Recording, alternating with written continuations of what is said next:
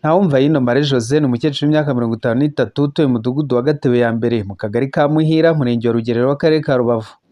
Ku ikubitiro arashyira mu majwi uyu Uwayezu Anselme utuye mu mudugudu wa Rusamaza avuga ko yamwambuye isambu yasigiwe n'ababyeyi be ari nayo atuyemo ku mayeri yihimbiye akaza abeshya umukecuru ko agiye kumukuzaho igice cy'ubutaka yamugurishije akamusubiza icyangombwa cy'ubutaka busigaye.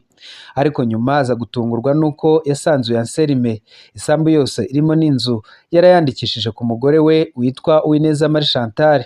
Agurishije Anselme agace gatoya ku isambu nduyemo maze ukamugurisha atwara icyangombwa ngo agiye gucishaho ubutaka bwe. Ndamubaza ndetse none icyangombwa cyaraje ntabwo cyari cyaza, akicara ambwira ngo icyangombwa cyari cyaza. Ndungurwa nuko mudugudu aje ari kumwe n'abandi bagabo ngo baje gutambagira iwanje ngo yarahagurishije. Banyereka icyangombwa, icyangombwa urakizi? Ndakizi. Tureba rero ahangaha ndabwo hakiri iwawe ni Uwineza Marie Chantal. Nibwo nahise njya mu buyobozi, maze kujya mu buyobozi bakajya barangiragira, nibwo nagiye ku karere njyana cya cyangombwa bagishyize muri mashini basanga ko ku butaka Uwayezu Anselme yarabungujeho yarandikishijeho umugore wa Marie Chantal. Noneho hasohoka imyanzuro muri mashini ivuga ko ngewe naburanye na Anselme mu mudugudu, tuburanira mu kagari, tuburanira no mu bunzi, ndatsindwa. Kandi mu by'ukuri bambwiye ko ngo nge nagurishije Uwayezu Anselme ndi kujya mu Buganda. Ngende umuturage wibera mu rugo, nduranye n'abaturanyi, ubuyobozi nduranye nabwo, ndabwo nigeze ndenga akarere ngo nje mu kandi. Uyu mukecuru avuga ko ntaho atageze yagerageza kuburana ngo arengere itongo yasigiwe n'ababyeyi be, ariko bikanga bikaba iby'ubusa, ngo bitewe nuko uyu Anselme yamubwiye ko atamurusha amafaranga kandi ko ayo faranga rikanze ngo horoha. Nanone ubu akaba yiteguye gusohorwa muri iyi nzu habayemo n'umuryango we bitewe nuko iyi sambu itakimubaruyeho. Ubwo naje kubaza ubuyobozi, none bayobozi ko mbabwiye ikibazo ko kimeze mukambwira ko naburanye na Anselme ngatsindwa, kandi ndahandu na hamwe nigeze mburanira nawe mu buyobozi, mwamfasha iki? Karere karambwiye ati rero ntacyo twabikoraho, komeza mu rukiko. Ndavuga ndi no si bayobozi, ni gute nje nakomeza mu rukiko ntarigeze mburana no mu mudugudu, ntarigeze mburana no mu kagari? Ubwo barambwiye ati noneho rero genda wongere uhere kwa Munyesibo uburane. None si ni gute nje naburana mu izo nzego nta muntu ndega, nta n'umuntu nigeze mburana nawe. Anselme namubaje yagiye kumbwira ngo nge ndingandagira bitabo ngo nutari njewe ndabwa muhagararaga imbere ngo ikizanjimisha nuko nzumva bambwiye ngo sohoka. Ni ibintu abaturage bemeza ko koko uyu mukecuru yarenganyijwe bikozwe n'uburiganya bukomeye yagiriwe n'uyu Anselme uyita umuhesha w'inkiko, bagasaba ko yarenganurwa agasubizwa isambu ye. Ntabwo yigeze yimuka ngo ave hano, ni umuturanyi wanjye kuko naje muri uru rugo nsamusanga hano. Ubwo rero uyu Anselme mbona ari ibintu by'ubumamyi we yize muri we byo kujya aramama abantu, kuko hari igihe yamubwira ngo we ari hasi y'ibirenge bye ngo bazaburana ngo kugeza paka.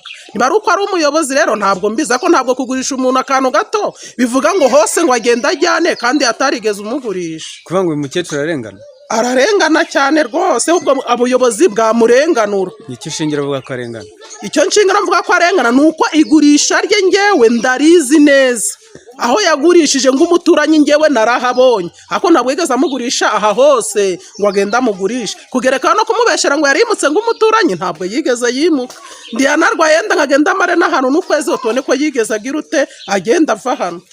Ngo baguze aka gapande ka hano ruguru, abaje kugura baza bamubwira ko ubutaka bwose buvuyemo, ahubwo agomba no gusohoka mu nzu akareba yajya n'abana be.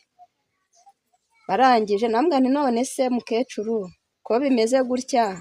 Arambwira ati ngiye ku murenge, bambwiye ko natsinzwe, naburanye ndatsindwa. Navuga nti ariko abantu bakora muri izo nzego ko ari abantu basobanutse gusa bazi ubwenge, umuntu uhangara kuvuga ngo waratsinzwe waburanye mu bunzi ugereranyije naho ubutaka iki gihe bugeze, ahantu naho kuburanishwa n'abunzi.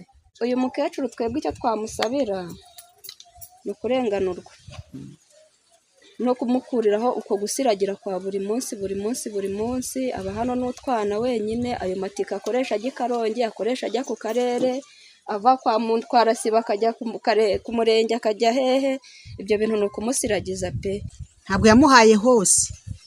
Noneho Anselme warangije ajya kugira ute winduza cya cyangombwa cy'ubutaka acyandikisha hano hose ko ari muwe, yandikishaho umudamu we, wumva ayo manyanga ajya kura, yandikishaho umudamu we kandi barasezeranye, yanditse ko bombi biyanditse kuri cya cyangombwa, yandikishaho umudamu we gusa. Icyo twasaba mwebwe kugira ngo murenganure ng'abaturage, Serime uyu nguyu yakoreye amakosa, mwabonye nawe undi wa mbere nanjye yangoreye amakosa, yaranyanganyije njyana arambwira ngo ndingandagira bitabo ndinjije ngo iwabo ni abakire, ngo ni umukire. Niko mwarenganura uyu mubyeyi agaherezwa ubutaka bwe, Serime nawe akagumana ubwe. Tuganira n'Uwayezu Anselme ku murongo wa telefone yavuze ko kugeza ubu nta kibazo afitanye n'uyu mukecuru, ko ibibazo byari bihari byakemutse. Icyakora tumubajije icyo kibazo icyo ari cyo nuko cyakemutse ntiyadusubije, ahubwo ahita akupa. Ntabwo namwambaye isambu irahari, hari hajemo ikibazo ariko icyo kibazo twaragikemuye. Wagikemuranye ahubwo isigaye ni ukuhacamo. Wagikemuranye nande? Nagikemuranye nawe n'abandi bantu baho. Nyuma twongeye kumuhamagara inshuro nyinshi, ari nako adukupa. Ibintu uyu mukecuru akomeza ashimangira avuga ko ibyo Anselme avuga ari ukubeshya, kuko ngo biramutse byarakemutse atakagombye kuba akirukanka mu nzego z'ubuyobozi, dore ko magingo aya iyi sambu y'uyu mukecuru Anselme yamaze no kwitangaho ingwate kuri we, ngo ikaba nta kimumariye. Yose ngewe ndakubwiza ukuri, ndi hano mbagaza imbere yawe n'imbere y'Imana. Anselme ibyo avuga ni bwa buri manganya bwe asanzwe, yoherezaga n'abakomisiyo ngo baze bagurishe hano, kandi n'ubundi hari abo yahahaye, abakomisiyo bakazakambaza ati none ikibazo mwarakemuye, ngabwa ndi rwose Anselme sinamubona. Ibyo avuga ni ukubeshya rwose, ni bwa buri manganya bwe asanzwe akoresha. Ntabwo mwagikemuye Rwose na n'ubu hanyuma ngirukanzwa n'iki, nkajya mu bayobozi njyaka iki.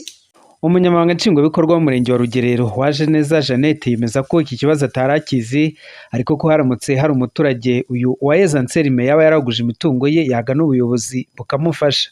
Ntabwo umuntu apfa kwambura umuntu ubutaka gutyo iyo asanzwe afite n'ibimenyetso.